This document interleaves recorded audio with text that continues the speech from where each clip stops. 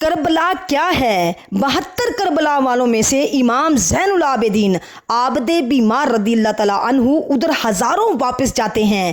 ایک بڑا relevant question ہے۔ آپ میں سے بہت سارے دنیا کے کئی ملکوں میں گئے، کہیں کوئی ایسا بھی بندہ ملا آج تک جس نے یہ کہا ہو کہ میں اس یزیدی لشکر کی اولاد میں سے ہوں، کہ میں امام حسین اور ان کے ساتھیوں کے ساتھ لڑنے گیا، میں ان کی اولاد میں سے ہوں؟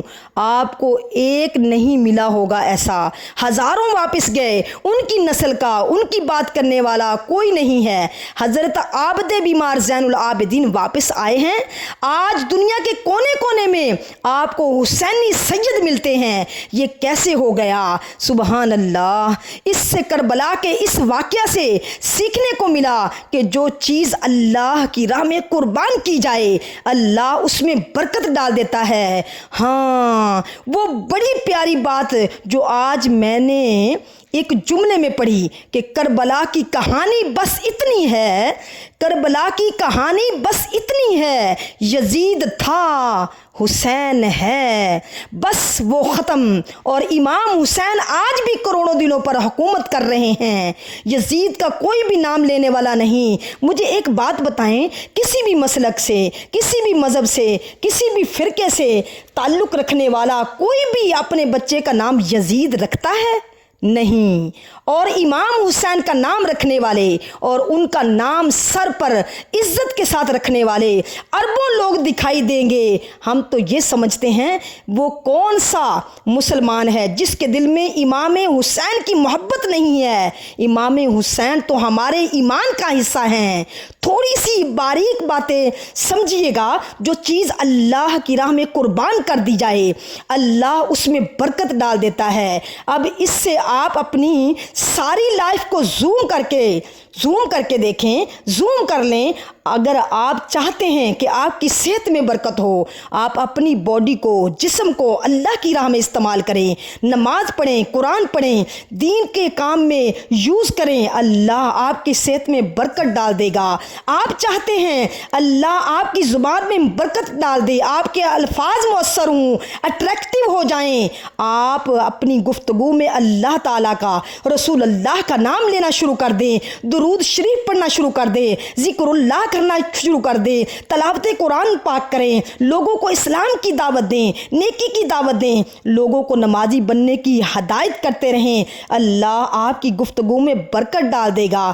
اگر آپ چاہتے ہیں آپ کے مال میں برکت ہو، اللہ کی راہ میں مال خرچ کرنا شروع کر دیں، اللہ آپ کے مال میں برکت ڈال دے گا۔ اگر آپ چاہتے ہیں اللہ آپ کی اولاد میں برکت ڈال دے، آپ اپنی اولاد کو دین کے کاموں کی طرف لگائیں، حافظ قرآن بنائیں، قرآن مجید کا ترجمہ تفسیر کروائیں، اللہ آپ کی اولاد کے نصیب میں برکت ڈال دے گا، اللہ آپ کی اولاد کے مقدر میں برکت ڈال دے گا۔ تو کربلا کا یہی میسج ہے کہ جس چیز میں تو کربلا کا یہی پیغام ہے کہ جس چیز میں تم برکت چاہتے ہو اس چیز کو اللہ کی راہ میں خرچ کرو، اللہ کی راہ میں قربان کرو، اللہ تعالیٰ اس میں برکت ڈال دے گا، رحمتیں کر دے گا۔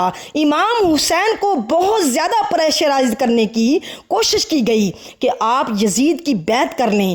ایک ہی مطالبہ تھا امام حسین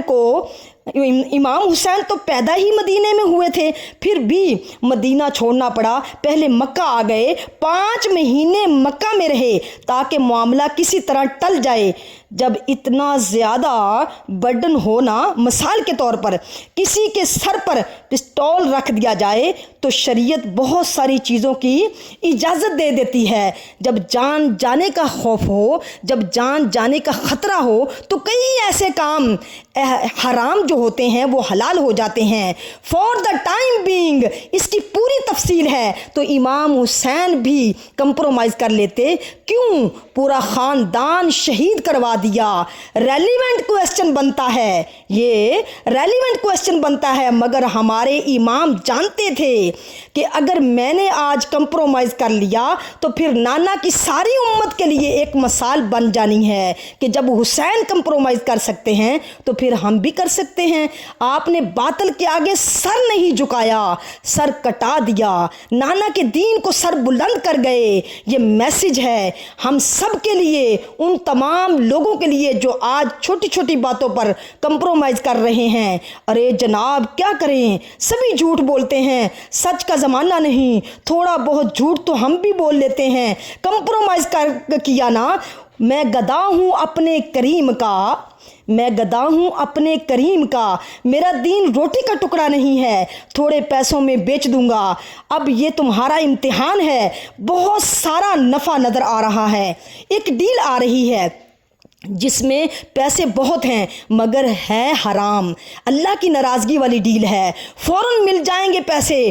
اب تمہارا امتحان ہے کہ یزیدی ہو یا حسینی ہو، اپنے دل سے پوچھو کہ یہ کام کروں گی یا نہیں کروں گی، یہ کام کروں گی تو کیا اللہ اور اس کا رسول اور اہل بیت راضی ہوں گے؟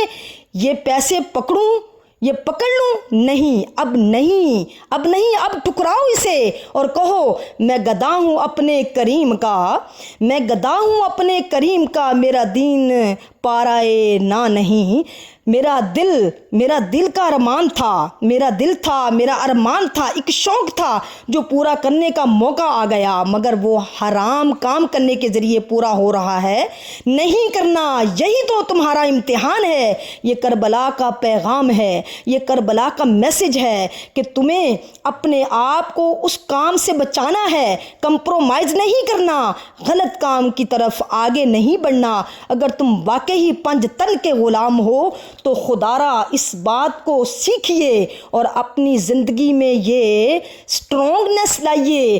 آئیں گے ایسے امتحان اور آتے رہیں گے، وہی تو امتحان ہے جب تمہارے سامنے حرام آیا اور تم نے اللہ اور اس کے رسول کی خاطر اسے ٹکرا دیا۔